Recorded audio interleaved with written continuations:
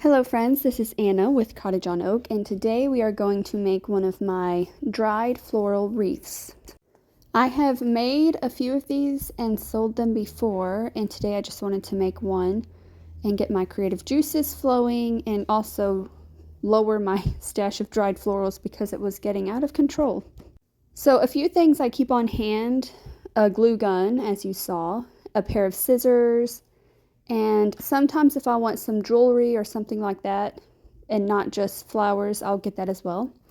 What I just did was sometimes I'll tap the dried flower to see if any petals will fall off before I glue it into the wreath.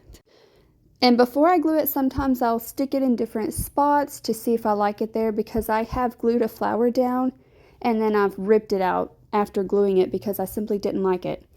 Also, another tip is sometimes I put the roses in upside down because when they dry, they fall down sometimes if you don't hang them up in time. And so that's a good tip. And creating this does use a ton of dried flowers. I was also watching YouTube while doing this. And the hydrangea you see, I just bought that today at Lowe's. It was $30, I think. Which can be a little pricey, but it's already got beautiful blooms on it, and so it was worth it for me. I save all of my flowers that I get. I dry them, save them all the time. Sometimes I hang them upside down. Sometimes I simply leave them in the vase. And other times I'll just lay them on bookshelves or mantles and let them dry that way. And sometimes it's nice to have some flowers with a flat, dried edge. The wreath I got is a grapevine wreath. You can buy some off Amazon. They have them. The ones I get off Amazon are more expensive and they're tighter. Like they have more grapevines. This one right here I bought from Walmart. I think it was around $9 or so, which isn't bad. But it has more of a loose twist, like loose grapevine look. And I like that because it gives you more space to poke in the stems of the dried flowers. A lot of times I'll wrap rubber bands around my dried flowers to hang them up to dry upside down. I have also bought dried flowers off of Amazon, and I believe Temu sells them as well. And off Amazon, I've also bought, in one of my Christmas videos I did, some like feathers, flowy feathers, and then some type of pampas type of grass. It comes in a big pack off Amazon that I've bought. The dried flowers that I have bought off of Amazon, they were kind of soft, so I'm not sure if they dried them using like a chemical or something like that. But the ones that I buy, alive and then let them dry, they usually dry nice and hard and crisp. But the ones from Amazon were super soft, and I did not like that. I like for the dried florals to have like a stiff stem that I can take in and out and move around without it being fragile and breaking a lot. I did not do it with this wreath, but a lot of times I'll also take some ribbon. I have a little stash of ribbon, and I'll tie that around the top, or I'll make a bow on the bottom, and it just adds that adds a different touch. Some other items that I have added to my dried wreaths before are my dried oranges, cinnamon sticks, pine cones. I mean, you name it, you can use it. I also hang up my wreaths like this to help me get an idea of what it looks like from different angles. And on my mantle, I have little hooks from when I used it to put our Christmas stockings on. And so I just hooked one of the little grapevines on the top of that, and that was so helpful. I like to have flowers, but sometimes it's nice to also have fillers. And one of the fillers that I didn't use it a lot on this wreath, which is why I'm bringing it up, but dried baby's breath. That flower is so good at drying. It's so good at looking and staying full. And so I really like to use that one a lot as well. I have also, sometimes, you go outside and in your yard, there's a random tree growing where it should not be. Well, I have also taken those out of the ground, roots and all, and I'll set them on like a shelf or my windowsill, and I'll let it dry, roots and all, and then I'll stick that on a wreath, and it looks so cool. To me, it does. And when I dry things like this greenery, I'll dry it as a whole, and then when it's dry, it's easier to, as you saw that I did, break the little stems off to use as greenery and filler as well. And also, I do not hot glue every single piece in. If I stick it in and it's sturdy, then I just don't worry about gluing it. But sometimes the pieces don't stick in very good. And so it's just really good to hot glue it just in case. I do get a lot of flyaways from the hot glue gun. So when you're making a wreath, make sure you like pick those off. That way the product looks nice and clean and finished. I have also used a dried flower before that is so good at drying. But after about a year or two, it will stink so bad. So I try not to use that specific flower anymore. And for the life of me, I cannot remember what it's called, but I'm sure you can figure it out on Google. Actually, you can see it right there.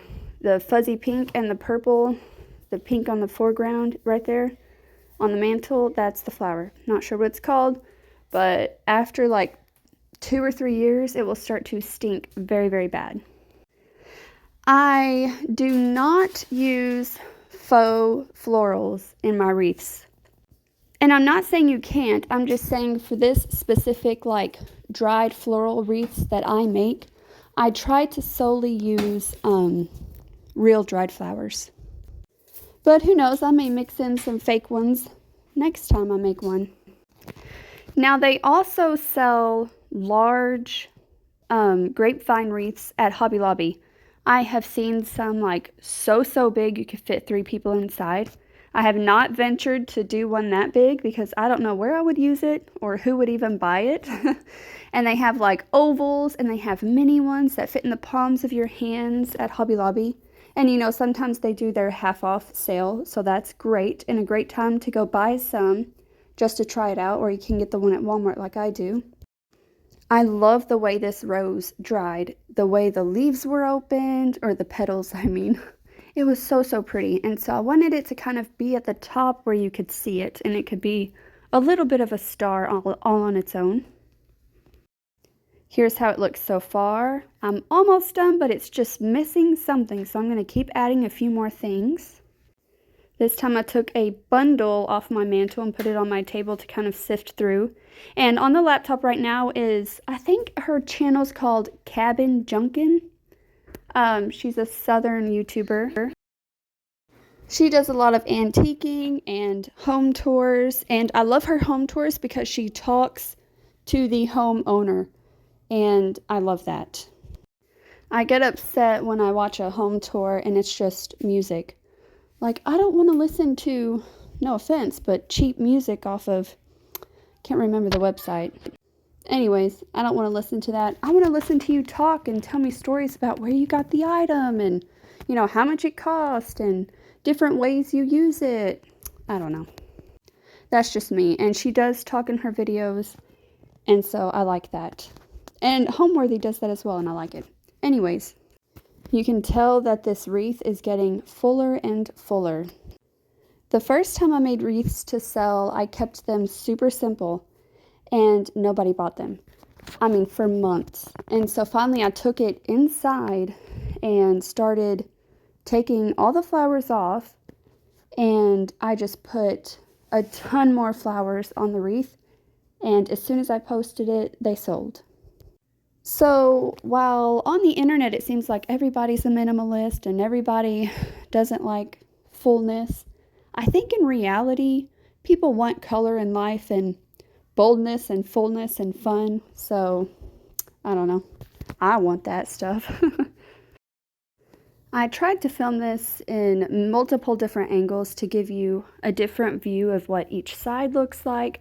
I tried to keep the sides full as well, and the bottom, so that way you don't see the grapevines. You see from the side you see flowers, and from the bottom you see flowers.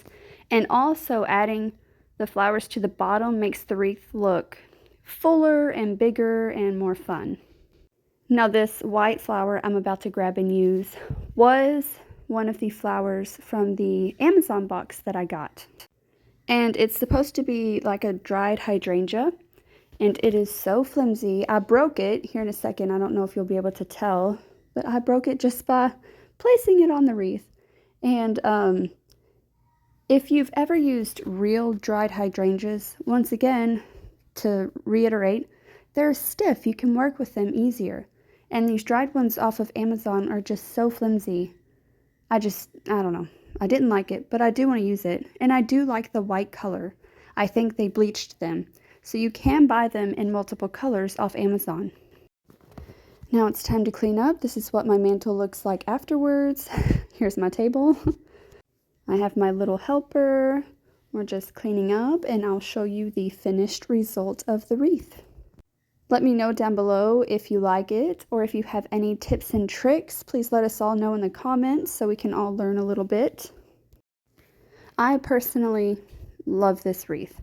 There's no jewelry added to it. It is purely just dried florals. And they last inside, outside. I personally keep all of mine inside. But anyways, thank you so much for watching. Please like and subscribe for more, and I will see you next time here at Cottage on Oak.